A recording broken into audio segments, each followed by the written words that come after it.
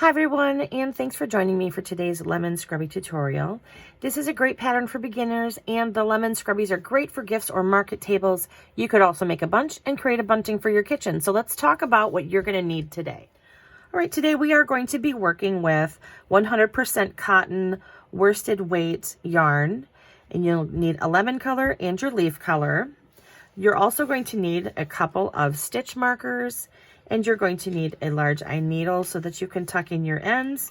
You'll need a pair of scissors, and you'll need a number 7 4.5 millimeter hook. All right, so the first thing that we're going to be working on is creating the two opposite sides of this scrubby, the front and the back. All right, so now we've got our yarn on our hook, and we're going to chain 2. And in that second chain from the hook, we're going to put 3 single crochets. After each row, you're going to chain 1 and turn, and that's going to remain the same throughout the pattern. So chain 1 and turn. And in this next row, we're going to go ahead and put a single crochet in each single crochet. The next 2 rows are going to be increase rows. So the first and last stitches are going to receive 2 single crochets, and the stitches in between are going to receive 1 single crochet. So there's 2, and then the one in between gets 1, and then our last stitch gets 2. And we're going to do that again for this row. So the first stitch gets 2.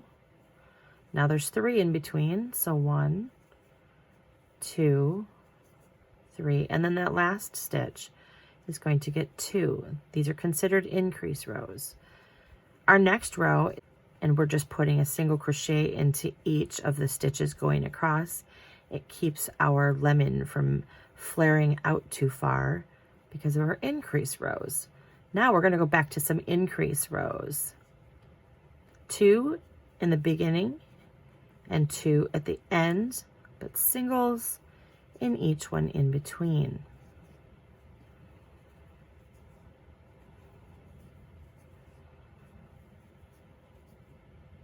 And then 2, and we're going to do that one more time. We want to end up with a total of 11 stitches after the end of this row. So 1, 2, and then we're going to single into each of the stitches till we get to the last one.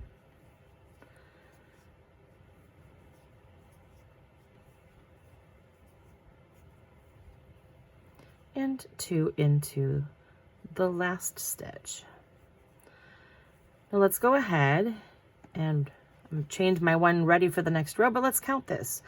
1, 2, 3, 4, 5, 6, 7, 8, 9, 10, and 11. That's exactly where we want to be.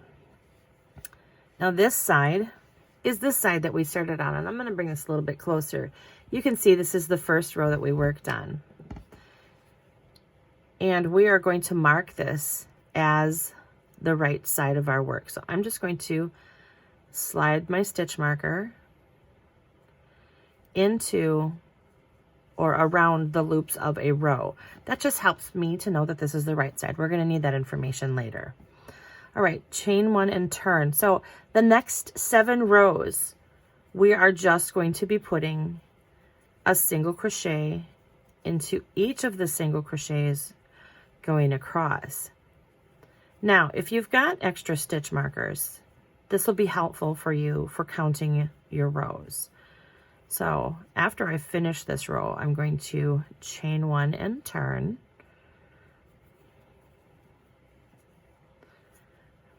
Like we do. Okay. But then I'm going to grab another one real quick of a different color.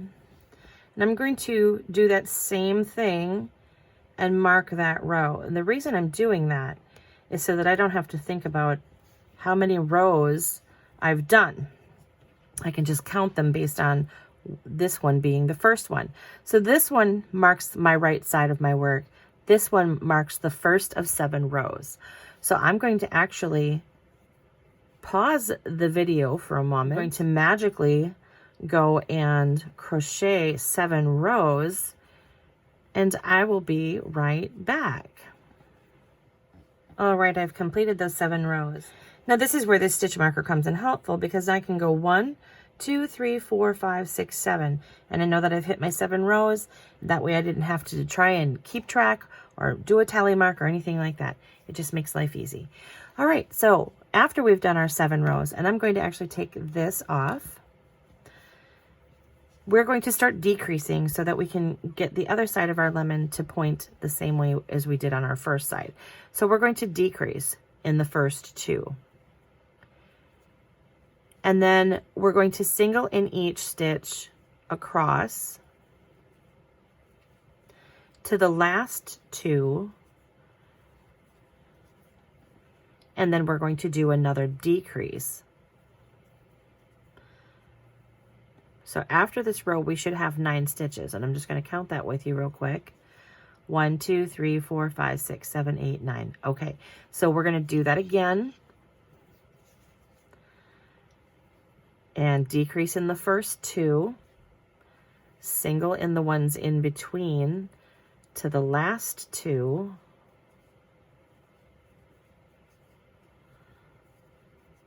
And then decrease one more time.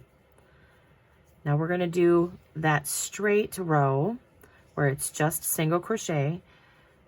So single into each of them. This also helps things not taper too quickly, because remember we did these on the other side so that things wouldn't flare out too quickly. All right, and now we can go back to decreasing again. And so in the first 2, and then single over to the last 2.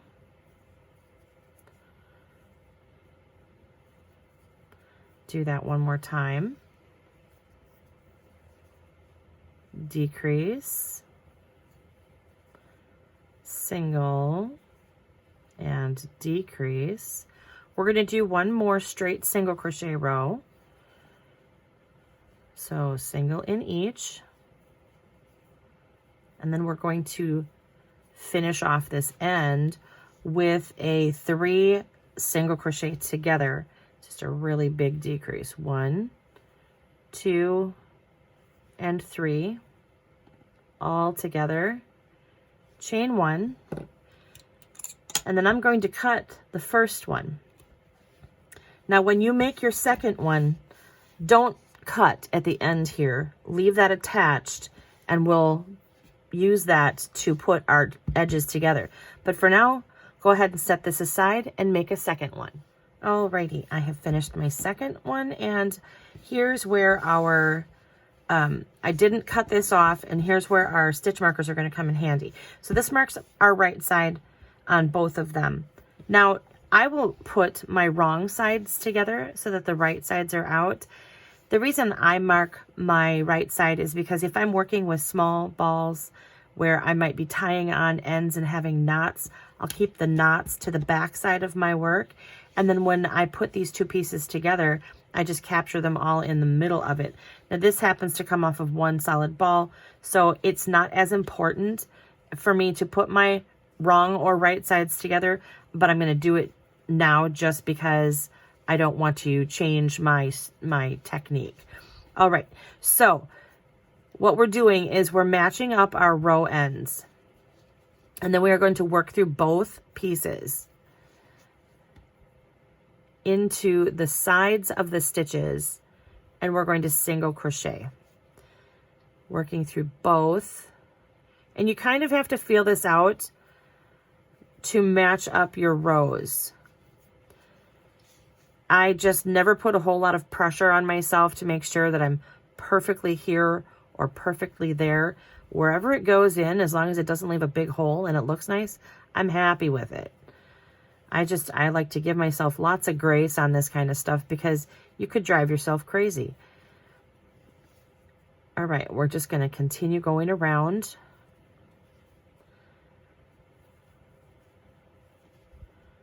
Although I don't like that gap, so I am going to put an extra one in here. So like I said, you know, you just do this to make yourself happy. And then I will adjust periodically to make sure that this isn't shifting on me where I have this guy way over here and I'm done with all of the stitches on this side. So you're going to have to, And so this is where little guys like this come in handy too. You can always put your stitch markers or your stitch holders into the side and use them like a pin so that your work doesn't move on you. And that way when you match up your sides, you're actually crocheting equally down the sides.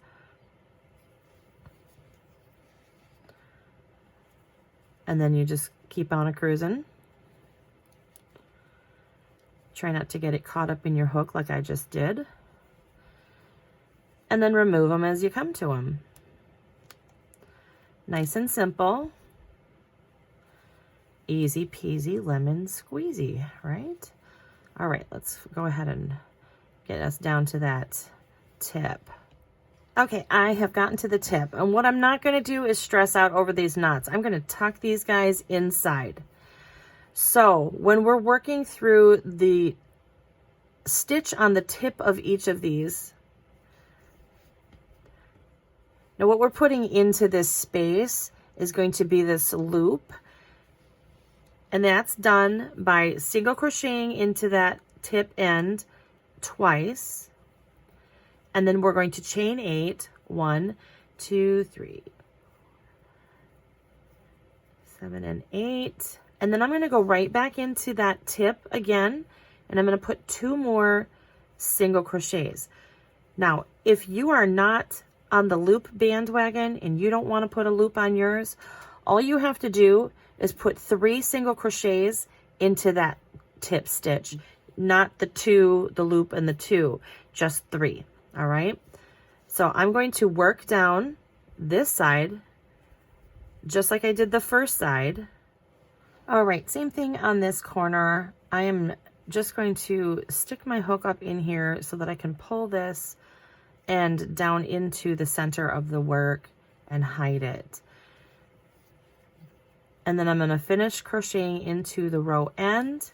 And then when I get up here to this tip, go through each of them, the front and the back piece.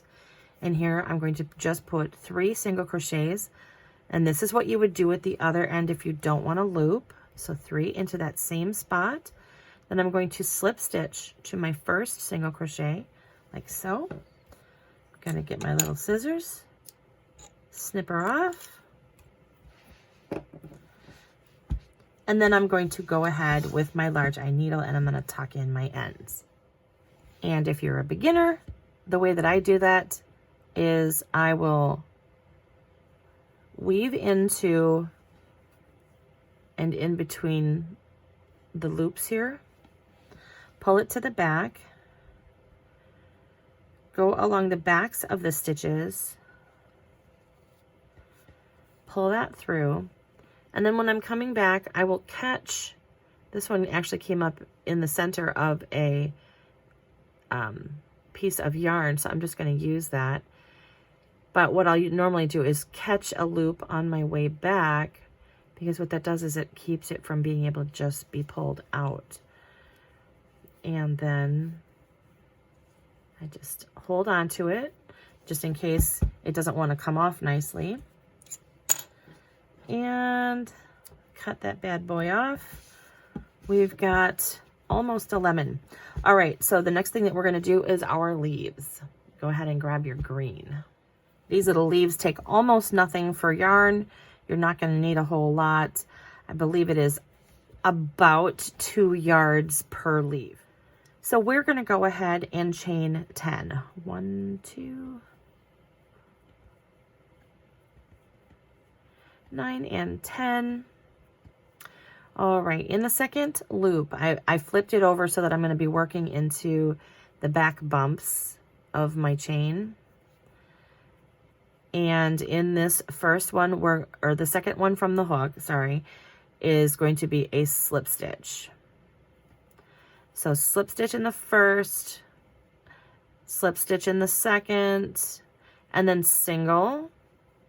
We're building the body of the leaf now. Half double, double, and then a treble in the next.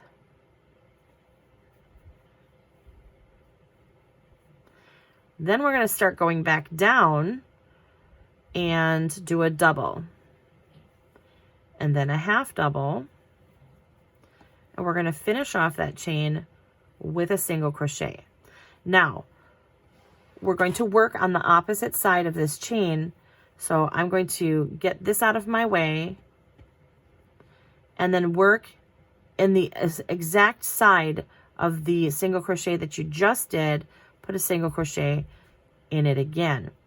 And then the next chain up is going to receive a half double crochet. And then the next one is going to receive a double. So we're mirroring what we did on the opposite side. So next one is going to have a treble. And then a double. And a half.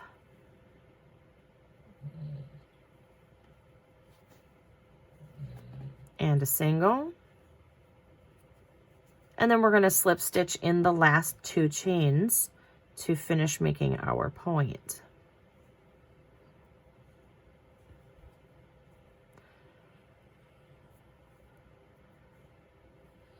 Now it finishes off kind of weird. So what I'm going to do is go into that first slip stitch and slip stitch again. And I'm going to chain 1 and leave a nice long end. All right, that kind of pulls the tip of that leaf a little bit tighter when I slip stitched and then did my chain. So yes, there's a little bit of space in between some of these stitches. That's okay. That's going to go onto your lemon top. It's really not going to show later on. So we're making 2 of these, but we're not going to double them up the way that we did the lemon. So go ahead and make a second one of these, and then we will go ahead and attach them to our lemon body. Okay, we've got 2 leaves.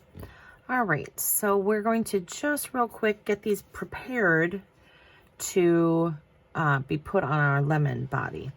What I'm going to do is flip it over to the back side, and I'm going to weave this long end in the backs of my stitches as I go down, just so that it comes out at the other end. It also gives me the opportunity to tighten up my top a little bit. And I'm going to come out here. All right. So we've got our body here, and now we get to just kind of decide, you know, where do I want my leaves?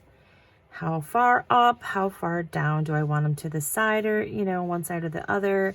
It's completely up to you. This is your project. I'm going to put mine at the top. And so from here, I'm not going to go through both layers of my lemon. I'm only going to try and grab stitches from the top layer and then poke my needle back up through my leaf. So we're catching the leaf and the top layer of our lemon. And this is just kind of a do the best you can. I'm not a super great sewer, so my attachments are not always gorgeous, but they're always functional. And I like to attach stuff to the point where I know it's never coming off. All right, so I went a little bit past my leaf, but we can recover from that. We're going to grab that and pull it down.